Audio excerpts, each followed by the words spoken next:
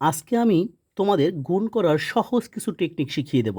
যেমন এই গুণগুলো ধরো পরীক্ষায় এসেছে যে কোনো, এখন সংক্ষেপে এই গুণগুলো কিভাবে করবে, যে এইটা গুণ এইটা গুণ এইটা গুণ করতে অনেক সময় লাগবে না?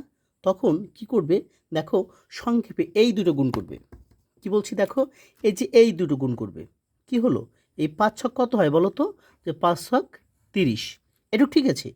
এটুক থাকার পরে এখানের এই যে একক আর এই একক, এই একক একক সংখ্যাটা গুণ করবে। কি হয়, ৪ ছক ২৪, এই ৪ ছক ২৪, অ্যান্সার ওকে। আমি বুঝাতে পেরেছি? যেমন এখন এই যে এটা এটা খেয়াল করো, এটা কি হবে দেখো, এটা হবে কি, ৩ দুগুণে কত হবে, ৩ দুগুণে ৬, ৩ দুগুণে যদি ৬ হয়, আর এইটা কি হবে, যে এইটা গুণ এইটা করেছি, এখন এই দুটো আবার গুণ করব, কত হবে, ৩ শতা ২১, হয়ে গেল।